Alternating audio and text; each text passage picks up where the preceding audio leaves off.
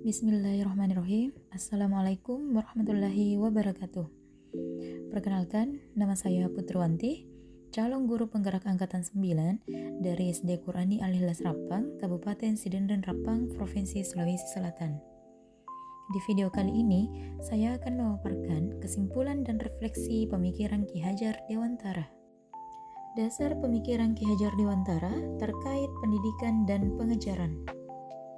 Pengajaran merupakan bagian dari pendidikan. Menurut Ki Hajar Dewantara, pengajaran adalah proses pendidikan dalam memberi ilmu untuk kecakapan hidup anak secara lahir dan batin.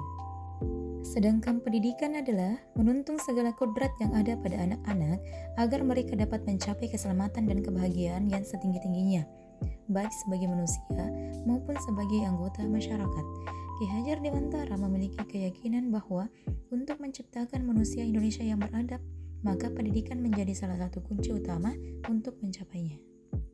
Ki Hajar Dewantara memberikan pemikirannya tentang dasar-dasar pendidikan. Menurut Ki Hajar Dewantara, pendidikan bertujuan untuk menuntun segala kodrat yang ada pada anak-anak, agar mereka dapat mencapai keselamatan dan kebahagiaan yang setinggi-tingginya. Pendidikan itu hanya dapat menuntun tumbuh atau hidupnya kekuatan kodrat yang ada pada anak-anak, agar memperbaiki lakunya atau bukan dasarnya, hidup dan tumbuhnya kekuatan kodrat anak. Hal terpenting yang harus dilakukan seorang guru adalah menghormati dan memperlakukan anak dengan sebaik-baiknya sesuai kodratnya, melayani mereka dengan setulus hati dan bagi tumbuh kembang anak. Dengan memberikan teladan, ingarso suntulodo, yang artinya guru bisa memberikan contoh dan panutan kepada anak didiknya.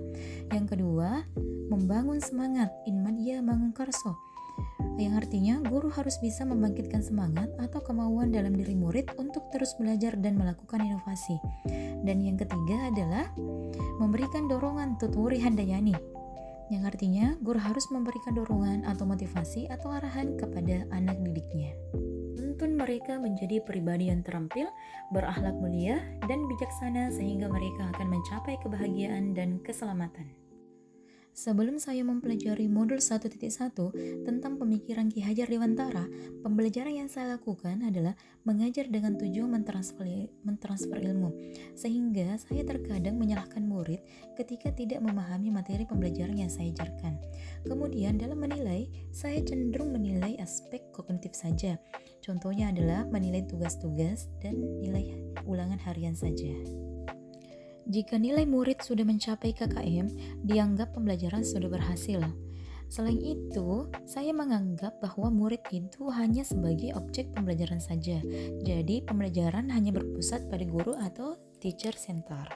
Sebelumnya, saya tidak memedulikan apakah murid sudah benar-benar paham, karena fokus utama saya lebih ke ketercapaian materi, mengingat materi yang saya ajarkan cukup padat dalam tiap semesternya. Kemudian, saya hanya meminta siswa dalam menghafal materi, tanpa memikirkan bagaimana cara agar materi tersebut dapat dipahami sepenuhnya. Kemudian, saya sering mengeluh jika banyak murid yang tidak tuntas dalam melakukan evaluasi. Namun, setelah saya mempelajari modul 1.1 tentang pemikiran Ki Hajar Dewantara, saya menyadari bahwa apa yang saya pikirkan dan yang saya lakukan selama ini tidak tepat. Yang dapat segera saya terapkan dalam pembelajaran di kelas antara lain merancang dan memberikan pembelajaran yang menyenangkan, menggunakan media pembelajaran yang menarik, dan menggunakan metode yang bervariasi lagi. Memberikan kesempatan kepada siswa untuk menggali dan mengekspresikan diri, mengetahui latar belakang dan karakter murid, tidak menghukum kasar, dan memaksakan terhadap murid lebih kepada menuntun. Dan yang terakhir, menerapkan pembelajaran abad 21, yaitu creativity, critical thinking, collaboration, dan communication. Harapan kedepannya, dengan berpegang teguh pada konsep memerdekakan anak, pembelajaran tidak lagi menuntut tetapi menuntun, karena tugas guru adalah memberi tuntunan atau arahan yang baik kepada murid, berusaha menjadi teladan bagi murid baik dalam perkataan maupun perbuatan. Selanjutnya, mengenali latar belakang murid dengan menjalin komunikasi yang baik. Sebagai penutup dari video kali ini, saya menganalogikan filosofi Ki Hajar Dewantara itu diibaratkan seperti tata surya. Selalu bergerak, tidak pernah berhenti, tidak pernah statis. Maka pendidikan itu tidak boleh statis, harus bisa merubah menjawab tuntunan zaman. Sama halnya dengan tata surya, kalau kita bayangkan kalau planet itu berhenti bergerak, maka akan terjadi sebuah chaos atau kekacauan. Maka dari itu, kita harus selalu bisa bergerak melakukan perubahan ke arah yang lebih baik sesuai dengan tuntunan zaman. Jadi, pendidikan itu ibarat tata surya, selalu bergerak, tidak pernah berhenti dari waktu ke waktu.